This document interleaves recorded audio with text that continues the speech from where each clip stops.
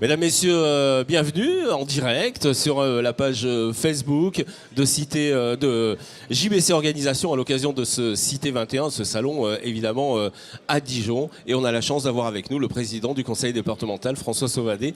Bonjour, monsieur. Bonjour. Alors, on vous a attrapé au vol, vous arrivez d'une conférence du conseil départemental sur l'avenir du département. Vous avez parlé de quoi ?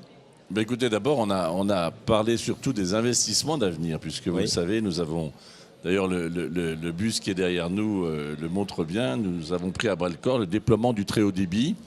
Notre objectif, c'est de couvrir 100% du département, 100% des habitations, 100% des villages du département à l'échéance de 2 ou 3 ans. Ça fait plusieurs années qu'on travaille sur ce déploiement, parce que c'est vraiment la porte d'entrée dans le XXIe siècle. On le voit bien, ce sont des changements considérables que va provoquer l'arrivée de la fibre. Et donc, on le voit bien en télétravail, mais aussi pour la consommation, pour l'avenir même des territoires. Et donc, c'est un enjeu considérable, c'est financièrement très lourd, puisque le programme prévoit un investissement pour un département comme le nôtre de 220 millions d'euros, hors agglomération, puisque vous le savez, dans les agglomérations de Beaune et de Dijon, c'est Orange qui doit procéder au déploiement. Et d'ailleurs, on travaille beaucoup avec eux pour voir les conditions dans lesquelles tout ça se déroule. Mais c'est donc un investissement très lourd financièrement, techniquement. D'ailleurs, en ce moment, on arrive même à manquer de fibres, de matériaux en France, parce que c'est un enjeu, évidemment, dans lequel se sont engagés beaucoup de départements, dont la France dotant en interne d'une équipe qui a préparé ce schéma départemental. On a utilisé 2 techniques qui n'étaient pas répandues. La première, c'est pour aller vite, c'était le déploiement avec la fibre qui arrive au milieu du village. Oui, et ça. Ensuite, avec le réseau cuivré, on apporte du très haut débit jusqu'à 90, 100 mégabits quand on est à proximité d'une ligne de raccordement. Et puis, l'objectif final, c'est bien d'apporter la fibre à la maison, dans toutes les maisons de Côte d'Or. Donc une équipe spéciale qui s'en charge. Oui, on est une équipe très spécialisée, une quinzaine de personnes qui a préparé ce schéma, qui le suit, et sont des ingénieurs, des spécialistes. On travaille aussi avec d'autres départements, puisqu'une fois qu'on a la fibre, l'enjeu c'est qu'on ait l'accès à Internet et à tous les fournisseurs d'accès. Donc on travaille avec notamment la Saône-et-Loire, avec la Nièvre, avec Lyon, avec le Jura, et nous avons créé une société publique pour commercialiser la fibre, parce qu'une fois qu'on l'a installée, évidemment, il faut des fournisseurs d'accès Internet, et nous la louons, cette fibre, à ces fournisseurs. Donc on a créé cette société pour commercialiser ensemble nos prises, et donc c'était un modèle un peu spécifique que nous avons lancé en France, qui a suscité parfois des interrogations, mais aujourd'hui ça marche très bien, et les premières fibres à la maison vont être déployées l'année prochaine. On a 114 communes qui vont être couvertes en fibre à domicile, et 200 pour laquelle l'an prochain on aura terminé pour 200 communes d'apporter la fibre au milieu du village. Dites-moi, le département est en avance sur les objectifs nationaux, non ? Ah oui, c'est-à-dire qu'on a commencé, on n'a pas attendu... On n'a pas attendu que le gouvernement, d'ailleurs quel qu'il soit, puisque chaque fois on nous annonce des plans numériques. En réalité, le plan numérique du gouvernement, il faut trouver des opérateurs pour le conduire, c'est-à-dire pour déployer physiquement la fibre. Et si les départements, le nôtre en particulier, n'avaient pas pris à bras-le-corps le déploiement de la fibre, on n'en aurait toujours pas déployé. Ça vaut pour la région d'ailleurs. Alors sur ces sommes gigantesques, donc la première tranche 135 millions d'euros, on a été aidé en effet par la région, Bourgogne-Franche-Comté, à hauteur de 12,5 millions. Vous voyez, on est loin quand même d'une parité. Et puis l'État nous aide à hauteur de 24 millions. Jusqu'à présent, il n'aidait pas pour le déploiement de la fibre dans les hameaux, ce qui posait d'ailleurs un vrai problème dans un département qui est à la fois une métropole, mais qui est rural comme le nôtre. Nous l'avons déployé dans les hameaux, et aujourd'hui, j'ai vu qu'à Cahors, il y a eu, vous le savez, une conférence nationale du territoire, au cours de laquelle le Premier ministre annonçait que l'État accompagnerait financièrement le déploiement de la fibre, y compris dans les hameaux. C'est avec justice, parce que regardez, vous avez dans notre Côte d'Or un exemple, Saint-Mémin, il est composé de 4 hameaux qui sont à peu près de même taille. Donc comment vous allez faire pour dire je desserre celui-là, celui qui porte le nom ? Non, notre objectif, c'est bien de le faire partout. Alors, je sais que ça suscite des interrogations. J'étais l'autre jour à Villers-en-Morvan, 44 ou moins de 50 habitants. On a investi 400 000 € pour déployer la fibre dans ce village. Ben, j'étais très heureux parce que j'ai rencontré là un jeune couple qui vient décider de s'installer là, qui va travailler en télétravail, 2 ou 3 jours à Paris et le restant sur place. Ses enfants sont installés là. Et donc, c'est un des enjeux majeurs du développement territorial. Et aujourd'hui, la Côte d'Or a une grande chance, qui était présentée souvent comme un handicap. C'est de se trouver entre Paris et Lyon.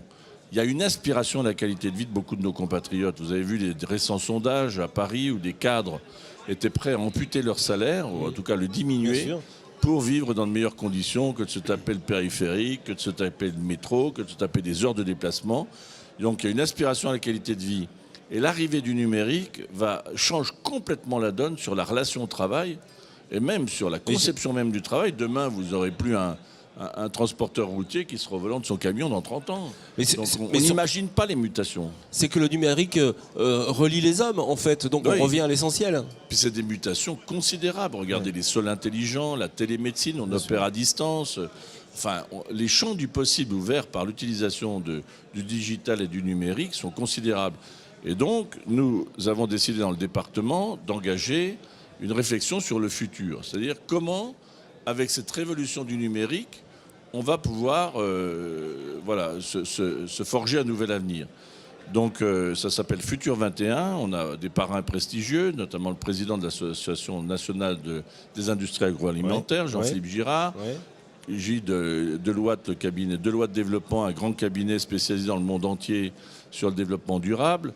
Donc nous avons décidé, nous, de nous engager de plusieurs manières dans ce futur. D'abord, on vient d'acquérir 20 hectares, le département, de terres agricoles pour y installer des maraîchers. On en a besoin, on travaille avec la Chambre d'agriculture et ces légumes qui vont être produits là serviront dans nos cantines, seront des produits bio maraîchers. Donc on va continuer les circuits locaux, on vient d'adhérer à la structure agri-locale qui permet à des producteurs locaux de répondre aux appels d'offres qu'on fera dans nos collèges pour l'alimentation de proximité. Et puis on va continuer dans tous les domaines. On va être un des premiers départements français à s'engager dans une stratégie d'adaptation au changement climatique. Et voilà, parce que on voit bien les conséquences aujourd'hui du changement climatique, pas simplement sur la biodiversité, mais simplement sur l'approvisionnement en eau. On est tête de bassin, vous avez des communes qui aujourd'hui, avec des niveaux d'étiage qui sont beaucoup plus marqués et des sécheresses beaucoup plus marquées, n'ont pas d'eau ou alors ont des problématiques beaucoup plus lourdes de qualité de l'eau. Quand il y a moins d'eau, évidemment, la concentration se fait plus forte de certains produits indésirables. Donc toutes ces stratégies du futur, il faut qu'on soit dans le mouvement. Puis j'ai souhaité, cette année, c'est une nouveauté, je voulais vous l'annoncer, que c'est la première fois qu'on en parle ici, j'ai souhaité que les jeunes collégiens, notamment le conseil départemental jeune, vous savez on a 43 ou 40, jeunes conseillers. 47 conseillers départementaux jeunes qui vont qui sont en phase d'élection. Et on leur a demandé de réfléchir aussi à leur avenir dans le département et comment ils voyaient le département dans 30 ans. Ça, c'est une sacrée histoire. Et parce qu'on les a déjà sensibilisés, ils sont beaucoup plus en avance que nous sur la sensibilité au développement de la planète, tout ce qu'elle va devenir, beaucoup plus que nous. Et donc c'était très intéressant de voir tous ces jeunes, par exemple, qui ont organisé des pesées de la lutte contre le gaspillage alimentaire dans nos collèges. Ils ont proposé d'installer des pesées avec affichage électronique. Et donc chaque jour, on sait ce qu'ils ont économisé comme rejet. Comme lutte contre le gaspillage, aujourd'hui, c'est vous dire, les chiffres sont saisissants. Enfin, on est en train de regarder, mais je crois que c'est de l'ordre de 50 000 repas qui, par an, sont économisés. Et donc, aujourd'hui, il y a cette sensibilité-là. À Selongey, par exemple, d'autres collégiens étaient très sensibilisés aux problématiques des abeilles. Ils ont dit, on a de moins en moins d'abeilles, il faut qu'on fasse quelque chose. Ils nous ont proposé d'installer des ruchers dans le collège et ils produisent leur propre miel. Ils ont installé un garage à insectes, etc. Enfin, c'est absolument... Donc, l'innovation passe par les jeunes, de toute façon. Oui, elle passe effectivement par se projeter. Donc on a tous des problèmes. D'ailleurs, cet après-midi, vous le verrez, toutes les collectivités vont dire oui, les prélèvements, etc. Et c'est vrai. Nous-mêmes, le département de la Côte d'Or, on a 28 millions d'euros de dotation en moins par an de l'État. Évidemment, c'est l'équivalent de ce qu'on donnait aux communes. Vous voyez le choc. Mais dans le même temps, vous avez deux stratégies par rapport à ça. Soit c'est celle de se dire on va se replier sur ce qu'on fait traditionnellement et puis voilà. Ou alors est-ce qu'on se dit bon, l'argent public est devenu de plus en plus rare, qu'est-ce qu'on en fait aujourd'hui pour se projeter dans le futur? Bien sûr. C'est ça l'enjeu. Donc nous avons choisi la deuxième voie et on est très proactif. Je vous dis, on sera le premier département français à s'engager dans la stratégie d'adaptation au changement climatique. Et j'observe que tout le monde s'y intéresse maintenant beaucoup plus. La Chambre d'agriculture se dit comment je vais faire. Mais tout le monde, l'ONF, on a reçu l'ONF, c'est pareil. Les sécheresses, la gestion de nos forêts, ça va changer singulièrement les choses. Notre relation à l'eau, évidemment, va devenir plus... Il faudra qu'on ait le courage de créer aussi des ressources en eau supplémentaires, qu'on récupère les eaux. Je vois par exemple, j'ai suivi des expérimentations qui ont été conduites par les agriculteurs, par exemple dans le Loiret, où ils ont travaillé à plusieurs pour récupérer les eaux de drainage lorsqu'il y a de l'excès d'eau. Ils les stockent sur des structures de proximité. Il ne s'agit pas de refaire des grands ensembles. Et ils s'en resservent pour les arrosages en période d'étiage marqué. C'est toutes ces initiatives locales qu'il faut qu'on encourage et d'appropriation et de projection dans le futur. Donc on va lancer dès l'année prochaine un appel à projet auprès de toutes les communes qui voudront travailler sur ces sujets. Parfait. Par exemple sur le zéro carbone, sur les évolutions, par exemple utiliser la méthanisation dans leur village, la biomasse, pour en faire du chauffage, etc. Bon. Et donc on mettra tous les meilleurs experts autour de ça pour rendre possible ce qui seront des expérimentations qui nous inscriront dans le 21e siècle. C'est ça l'enjeu. C'est ça, oui. Avec l'autoconsommation aussi, on en a parlé aussi ici même. Circuits locaux, les circuits courts. Autoconsommation. Puis vous voyez bien les mutations sociologiques, je le disais, sont considérables. Ce que vous disiez. Oui. La traçabilité pour l'alimentation, c'est aujourd'hui quelque chose de nouveau. On a passé pendant 20 ou 30 ans où c'était la quantité qui comptait. On voulait maintenant, l'aspiration des gens, c'est de se dire d'où ça vient, où ça va. Vous avez vu la promotion que font aussi les grandes chaînes maintenant, qui auraient imaginé les petits Carrefour Market qui se sont mis en place, des magasins de quartier qui réouvrent, parce que ça correspond à un changement complet de paradigme qu'on est en train de vivre. Et je le dis, c'est pour ça que j'ai proposé tout à l'heure à ce qu'on fasse dans le département une vraie conférence départementale des territoires, c'est-à-dire qu'on y associe les communes, les groupements de communes, les agglomérations, Beaune, Dijon, la métropole, et qu'on travaille ensemble pour se dire, voilà, quel modèle on veut pour le pays.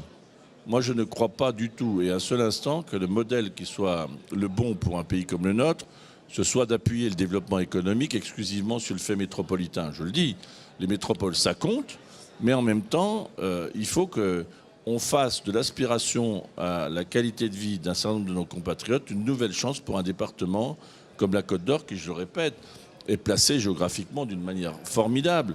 Alors on a des handicaps, des inconvénients, des problèmes.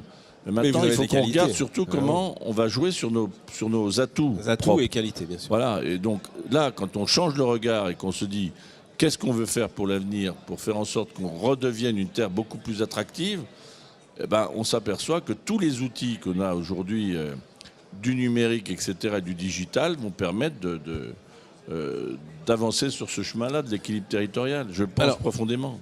Président, votre présence ici au Salon Cité 21 marque aussi l'intérêt qu'il y a entre les territoires et les services. Aussi, c'est important ce salon pour se rencontrer. Hein. Vous voyez que d'abord, l'investissement public, c'est de l'économie. Parce qu'il n'y a pas ici que des représentants des pouvoirs publics, comme on dit.